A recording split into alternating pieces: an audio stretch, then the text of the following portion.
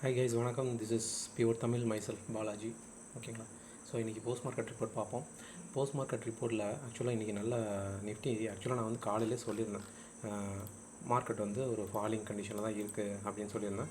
But நான் expect பண்ணது இன்னும் கொஞ்சம் இருக்குது. ஏன் மார்க்கெட் இறங்கிட்டு இன்னும் கொஞ்சம் இருக்கான்னு கேட்குறீங்களே அப்படின்னு நீங்கள் சொல்லுவீங்க. பட் ஆனால் மார்க்கெட் இன்னும் கொஞ்சம் கீழே இறங்கினா தான் அதோட பொசிஷன்ஸ் வந்து ரீச் ஆக முடியும். நான் 3 நாளாக சொல்லிட்டு தான் இருக்கேன், உங்களுக்கே தெரியும். நேற்று வந்து சொன்னேன் மார்க்கெட்டு மேலே தான் போகுது, டபிள்யூ பேட்டர்ன் ஃபார்ம் ஆக போகுதுன்னு. தென் அதே தான் நடந்தது. தென் மறுபடியும் அந்த லோவை பிரேக் பண்ணால் கீழே நோக்கி வருவான்ட்டு. பட் இன்றைக்கி கூட பேங்க் நிஃப்டி தான் மார்க்கெட்டை ஹோல்ட் பண்ணுறேன்ச்சு. ஸோ நான் எதிர்பார்த்தது வந்து 764, தென் இன்கேஸ் அது பிரேக் பண்ணால் 664 வரைக்கும் வர வாய்ப்பு இருக்குது அப்படின்ட்டு.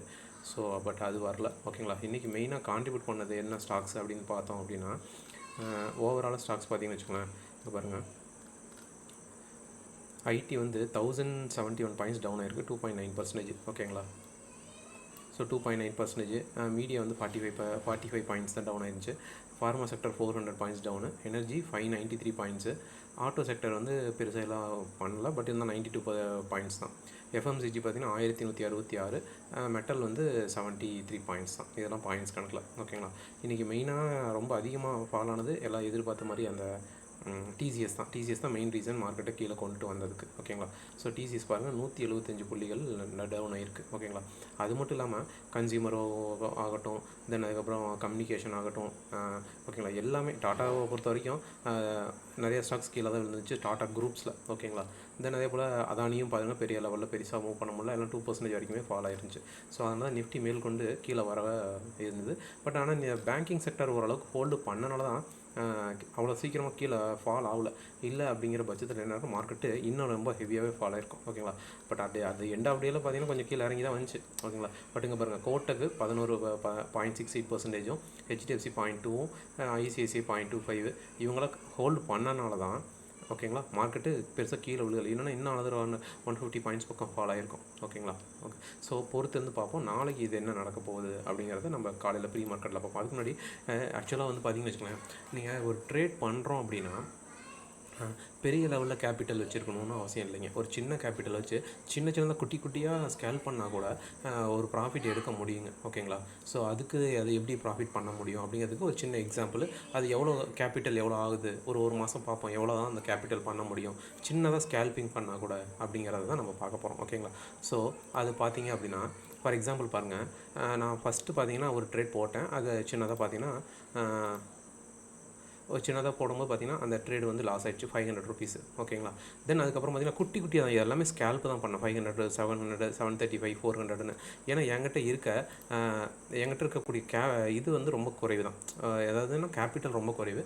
அதை வச்சு நான் என்ன பண்ண முடியும் அப்படின்னு நான் எல்லாமே ஸ்கேல்ப்பு தான் பண்ணியிருக்கேன். ஈவன் மார்க்கெட் ஃபால் ஆகும்போதெல்லாம் நான் ட்ரேட் எடுக்கலை. ஆக்சுவலாக இன்டர்நெட் கட் ஆகிடுச்சு, அதனால் அதை நான் எடுக்கலை. தென் நானாக எப்போ எடுக்கணும்னு நினைக்கிறோம் அந்த டைமில் தான் எடுத்துக்கிட்டேன். ஓகேங்களா? இப்போ ஃபஸ்ட்டு ட்ரேட் பாருங்கள். ஃபஸ்ட்டு ட்ரேடு 9/23/17 வெளியே வந்து பார்த்திங்கன்னா 33. தென் அடுத்தது வந்து பார்த்திங்கன்னா 57/30 வெளியே வந்து 42. இதெல்லாம் சின்ன ஸ்கேல் பண்ணுறதான். ஓகேங்களா? 10/34 வெளியே வந்து 42. தென் அடுத்தது வந்து பாருங்கள் 8/11 வெளியே வந்து 8/38. ஓகேங்களா? குட்டி குட்டி ஸ்கேல் பண்ணுறதான் இது. தென் அதுக்கப்புறம் 22/44, தென் 22/53. ஓகேங்களா? தென் அதுக்கப்புறம் பாருங்கள் கடைசி 14, 16, 18, 18 ஆரம்பித்து ஆல்மோஸ்ட் 20 செகண்ட்னா கூட ஒரு 20 செகண்ட் உள்ளே சின்ன ஸ்கேல் பண்ணுறதான் இது எல்லாமே. ஓகேங்களா? பொசிஷன் வைக்கலாம். பட் மார்க்கெட் வந்து ஈவன் தோ அதை நான் அந்த ஃபால் ஆகும்போது விட்டுட்டேன். ஓகேங்களா? நான் இருந்தாலும் என்னோடய கேபிட்டல் வச்சுருக்கிற கேபிட்டலுக்கு நான் 2 லாட்டு தான் ட்ரை பண்ணுறேன். அந்த 2 லாட்டுக்கு நான் எவ்வளோ எடுக்க முடியும் அப்படிங்கிறதான் பார்க்க முடியும். நான் ஹோல்ட் பண்ண ட்ரை பண்ணுறேன். ஒரு 5000 ரூபா, 3000 ரூபா, 4000 ரூபா வரும் நான் நினைக்கிறேன் அப்படின்னா அது வரலாம், அது வராமல் போயிடலாம். ஈவன் மார்க்கெட் நல்லா ஹெவியாக ஃபால் ஆகும்போது நான் எடுக்க முடியல. பட் இருந்தாலும் நான் வந்து எப்போ ட்ரேட் பண்ணணும்னு நினைக்கிறனோ நம்மளோட ஸ்கில்லை பயன்படுத்தி எடுக்க முடியும் அப்படிங்கிறத இன்றைக்கி நான் காமிச்சிருக்கேன். இதை மேற்கொண்டு அடுத்தடுத்த நாட்களில் இதை எப்படி பண்ண முடியும். ஓகேங்களா? அது ஸ்கேல்ப் மட்டும் பண்ணணும்னு இல்லை. சம்டைம்ஸ் ஒரு மொமெண்டம் ப்ளே பண்ணுது, ஒரு புல் சைடில் இருக்குது, பேர் சைடில் இருக்குது, கண்டினியூஸாக இருக்குது, தென் அதை ஹோல்டு பண்ணலாம். தென் அதுக்கப்புறம் இது மாதிரி சின்ன ஸ்கேல்பிங் தான் பண்ணுற மாதிரி இருக்குது. ஏன்னா பேங்க் நிஃப்டி வந்து சிபிஆர்க்குள்ளே இருந்தது. ஏன்னா நான் ப்ரைஸ் ஆக்ஷனை பேஸ் பண்ணி பண்ணுவேன். சிபிஆரை பிரேக் பண்ணால் தான் நான் ஒரு ஹோல்டு பண்ண முடியும். பட் அந்த இடத்துல அது நடக்கலை. ஓகேங்களா? ஸோ ஒவ்வொரு இடத்துலைக்கு தகுந்த மாதிரி நம்ம ட்ரேட் பண்ணலாம். இன்றைக்கி நான் சின்னதாக ஒரு ஸ்கேல்பிங் மட்டும் தான் பண்ணேன். அது மோஸ்ட் ஒரு 20-30 செகண்ட்ஸ்க்குள்ளார க்ளோஸ் பண்ணிட்டேன் ஒரு ட்ரேடுமே. ஓகேங்களா. ஸோ அது மாதிரி தான் இப்போ பண்ணியிருக்கேன். நாளைக்கு ஒரு சுச்சுவேஷனை பேஸ் பண்ணி நாளைக்கு அதை எப்படி எடுக்க போகிறேன் அப்படிங்கிறதான். ஆனால் எனக்கு கேபிட்டல் ரொம்ப குறைவாக இருக்குது. அந்த கேபிட்டல் வச்சு நான் அதை என்ன எவ்வளோ பண்ண முடியும் அப்படிங்கிறத பார்க்க முடியும். கன்சிஸ்டன்ஸாக ப்ராஃபிட் பண்ண முடியாது யாராக இருந்தாலும், ஓகேங்களா. பட் இருந்தாலும் என்ன பண்ண முடியும் அன்னைக்கு அப்படிங்கிறத காமிக்கிறதுக்காக தான் இந்த ஒரு சின்னதாக ட்ரேட் பண்ண மாதிரி காமிச்சிருக்கேன். நாளைக்கு இதை வச்சு பார்ப்போம். மறுபடியும் நாளைக்கு என்ன பண்ண முடியும் சுச்சுவேஷன் பேஸ்டு ப்ரீ மார்க்கெட் ரிப்போர்ட்டில் பார்ப்போம். மார்க்கெட் எந்த பக்கம் போக வாய்ப்பு இருக்குது, யூஎஸ் மார்க்கெட்டு க்ளோஸ் ஆகட்டும், ஓகேங்களா. தென் எப்படி க்ளோஸ் ஆகுதுன்னு பார்த்துட்டு தென் அதுக்கப்புறம் நம்ம மேற்கொண்டு கீழே வரதா இல்லை அங்கேருந்து சைடு வேஸில் போதா அப்படிங்கிறத பொறுத்து வந்து பார்ப்போம், ஓகேங்களா. ஈவன் தான் எனக்கு தெரிஞ்ச பேங்க் நிஃப்டி கீழே வந்ததுன்னா கூட மந்த்லி சிபிஆர் இருக்குது, ஸோ அதில் ஹோல்ட் பண்ண வாய்ப்பு இருக்குது. ஆனால் பொறுத்து வந்து பார்ப்போம். நாளை காலையில் தான் அதை ப்ரெடிக்ட் பண்ண முடியும். இன்றைக்கே நம்ம சொல்ல முடியாது. யூஎஸ் மார்க்கெட் திடீர்னு பாசிட்டிவாக ஒரு 100 or 200 பாயிண்ட்ஸ் அப்படிங்கிற மாதிரி க்ளோஸ் வைக்கிறான்னு வச்சுக்கோங்களேன். ஸோ அப்படிங்கும்போது அப்போ நம்ம வந்து அந்த இடத்துல வந்து நெகட்டிவாக எதிர்பார்க்க முடியாது. பட் வெயிட் பண்ணி பார்ப்போம் எப்படி வரப்போகுதுன்ட்டு, ஓகேங்களா.